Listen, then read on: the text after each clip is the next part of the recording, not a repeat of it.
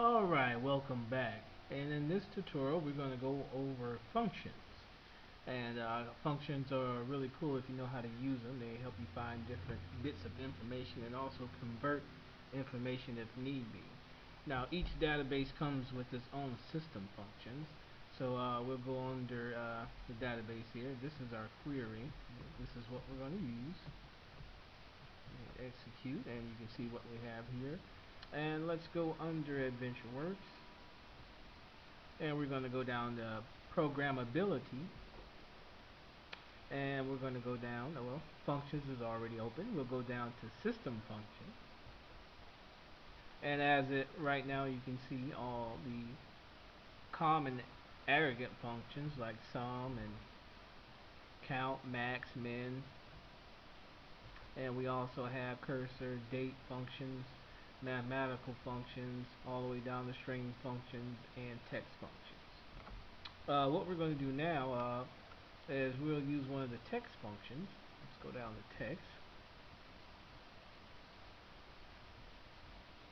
Well, actually, let's use one of our string functions first. That'd be a little bit more simple before we go to the text function. And what we're going to do is that we're going to get all the current names that we see here in uppercase. Now we will go down to the upper function, click on that, and you see their folder name parameters.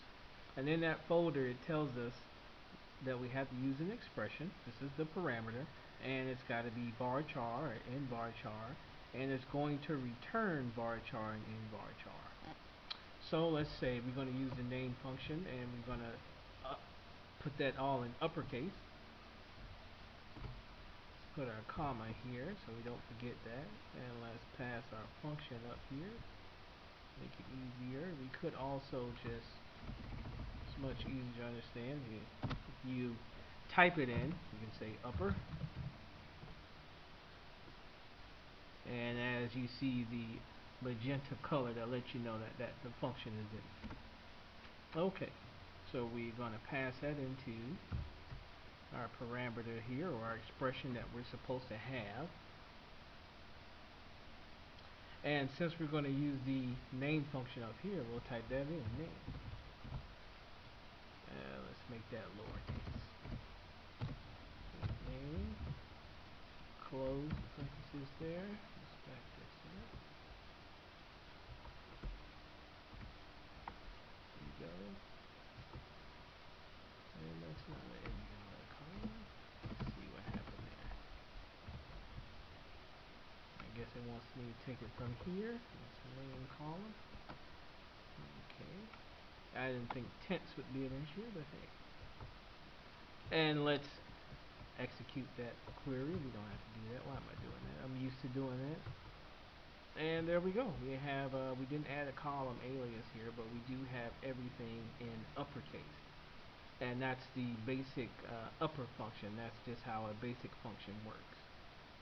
What we also want to do is we'll use a date and time function, and we'll look for the actual month on the modified date here.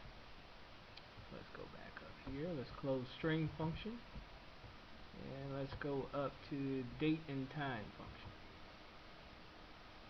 And the one that we'll use is date name, and as you can see in the parameter, we have to pass in the date part as well as the expression. And the expression will return a varchar date. Alright, let's go ahead and put that on the next line here. There, comma, and we'll pass up the date name expression. Actually, we'll just type it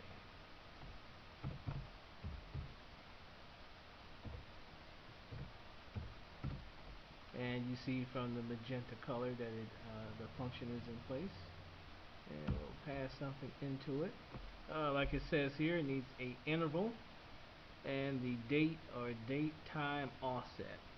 So what we're going to do is, since we want the month, we'll use M for month,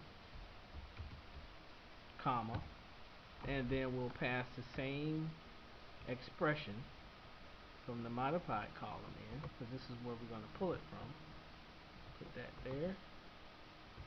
Copy and paste that, and we'll close it off. everything looks good, and let's execute that query. And as you can see, it gave me the month for each particular modified date. And remember, guys, it's just a matter of typing in column alias is just to change that no column name up there. But as you can see, we use that function. We passed a string into it, or the interval that it was asking for, and we used the expression that came from the modified date. And that from the M we wanted the month, and it gave us the month. Alright, one more thing before we end our tutorial. We're going to talk about calculating the difference in two dates. And what we're going to do is use what we call a nested function. So we can use more than one function on a line, and we're going to nest one within the other. So again, we're going to use the diff date over here to count the difference between this date and today's date. So if we go and look at the diff date, let's see what parameters we have to have. We're going to have a date part, which is we're going to identify how we want that date returned, days, months, years. Then we're going to have a start date, which is going to be the modified date. And we're going to have a end date, which is going to be today's date, and we're going to use a different function to get today's date. Okay, and then it's going to return a date time, and we want that in days, and we're going to use the interval D to determine that. Okay, so let's go here. We're going to add a comma since we're going to have a additional column, and we're going to use the diff date, and we'll just type that in. I'm sorry, date diff. And there we go. And we want that in days, so we have to have a date part as, like it says here, the interval, and we're going to use just D to specify the day, comma. Now we have to identify a start date, and we're going to use the same modified date, which would be this date down here. So we'll just copy and paste that. Okay, now we have the interval, now we have the start date, and it's also going to ask for a end date. So what we're going to do, comma, and in order to get the end date, we're going to use a different function, which is going to be the getDate function. And if you come down here, and we'll see what parameter, it doesn't ask for any parameter at all. So it's just going to get today's date. So we come back over here and type in get date,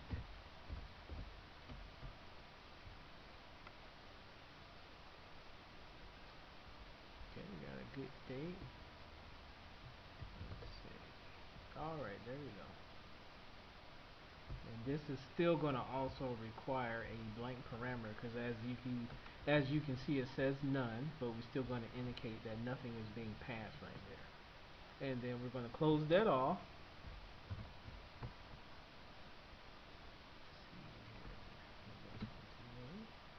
That one to me? So we need to close that off. Let's close that off. See what's going on here. Oh, I'm sorry, I spelled it wrong. Get date. I wonder why it was not magenta. That's my mistake. Alright, there we go. We got our code correct. There are no red underline indicators indicating that something may be incorrect. And let's run the query. Alright, and now as you can see from the nested function, the getDate within the diff function, we got it in days as what we specified in the interval. We use the modified date, and the difference between the modified date and the current date, which we use another function called getDate to get. And as you can see, that's 4,000 days. And what's today's date? Let's go down here. And today is Sunday, April 26, 2015. And the difference between this date and 2002 is a difference of 4,712 days. And that's just an example of using a nested function within a function to return parameters that you specify to get your results. Thank you.